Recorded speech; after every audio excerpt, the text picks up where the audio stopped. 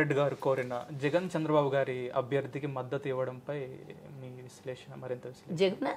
జగన్ గారు మరియు చంద్రబాబు గారు ఎస్ బరాబర్ సౌత్ రాష్ట్రం నుంచి సీఎం కోరిండా కోరలేదా అనేది నాకు ఇంకా తెలియదు. కానీ ఒకవేళ కోరడంలో తప్పేముంది, అందరు మద్దతు ఇవ్వాలి అంటున్నాం. ఇటు టీఆర్ఎస్ కూడా అడుగుతున్నాం కదా. కేటీఆర్ వచ్చి అంటుడు అసలు అభ్యర్థిని నిలబెట్టిండ్రు అనేది మేము సోషల్ మీడియాలో చూస్తున్నాం, కానీ మమ్మల్ని ఎవరు అడగలేదు అంటున్నారు. బహిరంగంగానే అందరు చెప్తారు. అవసరమే లేదు. ఒక కంటెస్ట్ చేస్తున్నటువంటి వ్యక్తి మన తెలంగాణ రాష్ట్రం వ్యక్తి, ఆయన కాంగ్రెస్ పార్టీకి సంబంధించినటువంటి వ్యక్తి కూడా కాదు.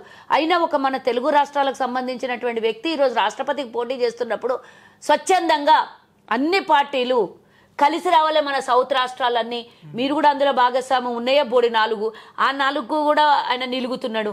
అవతల పక్కన ఒక 4 రాజ్యసభలు ఉన్నాయి జగన్కి, ఒక 4 లోక్సభ ఉన్నాయి.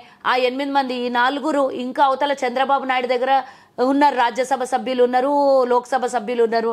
ఆల్మోస్ట్ ఒక 21, 22 ఎన్ని ఉన్నాయో నాకు గుర్తులేదు, కానీ అంతమంది ఉన్నారు. అంతమంది సౌత్ రాష్ట్రాల నుంచి మనం బలప్రయోగం చేసుకునే అవకాశం అప్పుడెప్పుడో పివి నరసింహారావు తర్వాత మన రాష్ట్రానికి వచ్చినటువంటి ఒక అవకాశం ఇది. అంతకుముందు బీజేపీలు, ఆయన పేరేంది, చౌదరి అయినా ఉపరాష్ట్రపతి ఉండే కదా, ఈయన మొన్నటి దాకా ఉన్నాడు కదా, ఆంధ్రప్రదేశ్ అయినా మరి వారు ఉండే.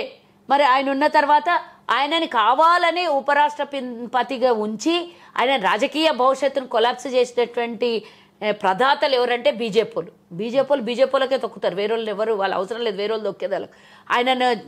ఆయనను తొక్కేసిన తర్వాత ఈరోజు తెలంగాణ నుంచి కంటెస్ట్ చేస్తున్నటువంటి వ్యక్తి అన్ని పార్టీలు ముందుకు రావాలనేది మేము కాదు, పార్టీలకు అతీతంగా మన సౌత్ రాష్ట్రాలను గెలిపించుకోవడం అవసరం.